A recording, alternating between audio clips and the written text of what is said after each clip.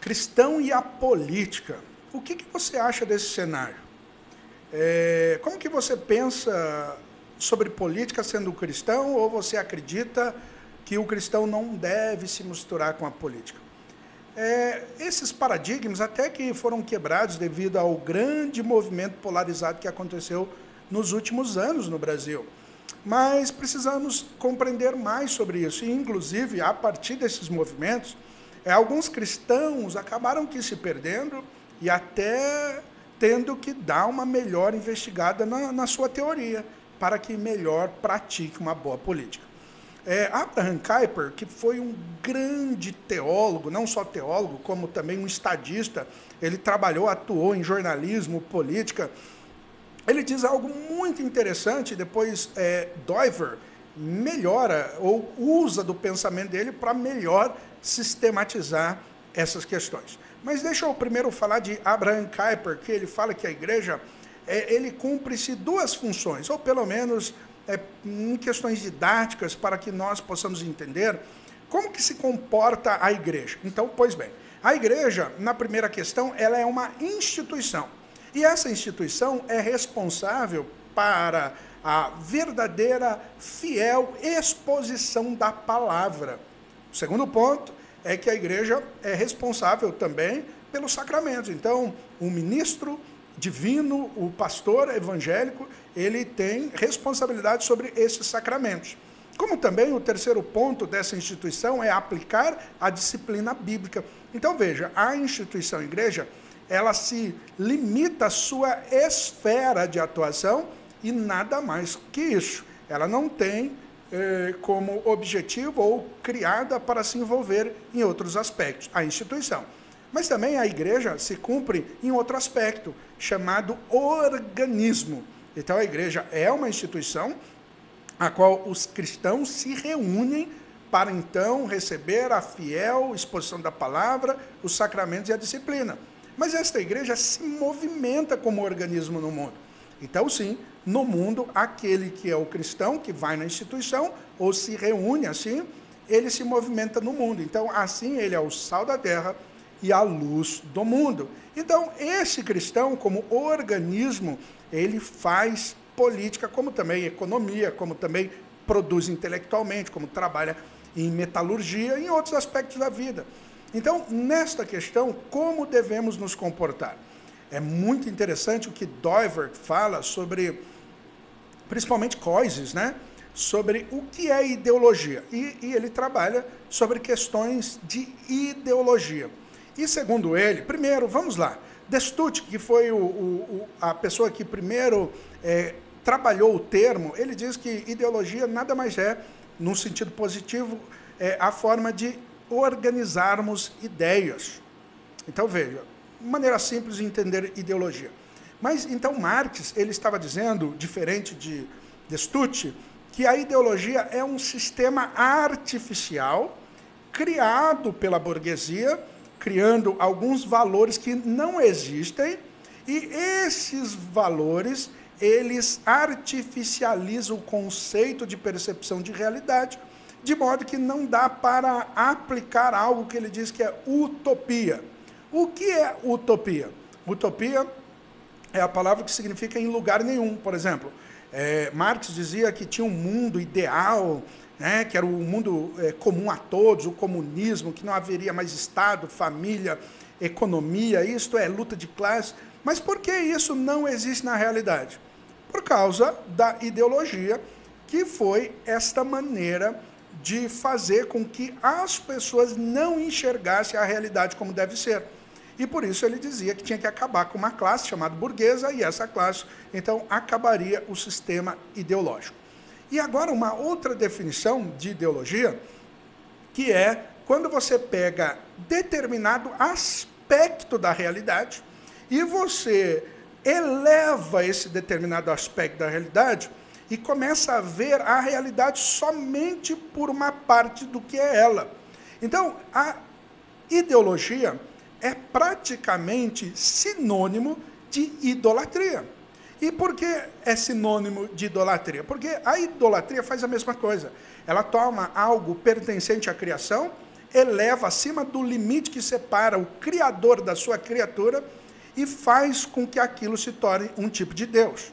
Como que você percebe isso? Por exemplo, qual foi o problema de Marx? O problema de Marx foi o de dizer que tudo era economia, o problema era o capital, o problema era a economia. Isso fazia divisão de classe e fazia com que uma parte, chamada proletário, sofresse por causa do burguês. Por exemplo, nós vemos Adler falando que tudo era poder. Então, repare que ele reduziu a realidade somente a um aspecto dela. Como, por exemplo, Freud dizia que todo impulso é sexual. Então, perceba, queridos, que a partir disso, a pessoa reduz aspectos da realidade, que é muito maior do que ela, e, a partir disso, ele passa a ver a realidade absolutizando a partir somente de um aspecto. E por que eu disse tudo isso? Simplesmente para dizer sobre política. E as ideologias políticas são assim. E não se ofenda, mas se eu falar do conservadorismo, ele também tem aspectos de ideologia quando ele pega a história e quer simplesmente conservar a história e olha só para a história. De modo que, se ele reduzir somente por esse aspecto, ele também vai ter problemas, porque a história é falha. E por isso que nós devemos olhar a estrutura de uma forma mais integral. E o cristianismo, então, ele olha para a realidade, o cristão, a partir não das ideologias, mas a partir de uma visão mais integral de mundo, que tem a ver com criação, queda, redenção, e eu vou colocar outro aspecto aqui, chamado consumação, que está no aspecto de redenção. Então, quando nós olhamos para a realidade, nós olhamos assim, a criação de Deus é boa. Deus ele criou desta forma e por isso Deus viu que era bom. Então, a matéria é boa, né?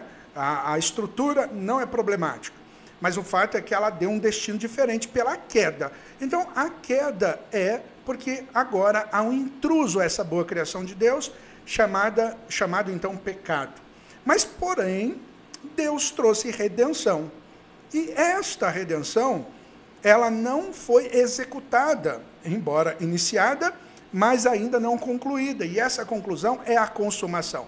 E agora nós vivemos esta tensão entre o já e ainda não. Foi realizado, está tudo consumado, mas ainda não concluído, já está concluído, porém ainda não chegou até nós, porque isso vem a partir da segunda vinda do Senhor e Salvador Jesus Cristo. E neste estado intermediário, nós colocamos esperança última na política, a qual, por exemplo, o cenário vem alguém que pode trazer uma esperança última, resolvendo todos os problemas da humanidade, que foi o caso do outro presidente, chamado Jair Bolsonaro, que ele tinha muitas boas ideias, é uma pessoa que ainda devemos defendê-lo, porque realmente ele tem boas intenções, e claro que a gente não está escolhendo um pastor para nos pastorear, mas ele, como um político, ele desempenha bem a sua função. Porém, alguns conservadores colocaram a esperança última nele, de modo que se frustraram, porque nós vemos o revés que isso aconteceu por meio da eleição de alguém completamente equivocado na percepção cristã e na percepção de realidade. Mas o cristão, ele entende cada uma das esferas e ele sabe que aquela esfera pode trazer algumas soluções, mas não a solução última. Essa solução última está em Cristo, o nosso Senhor.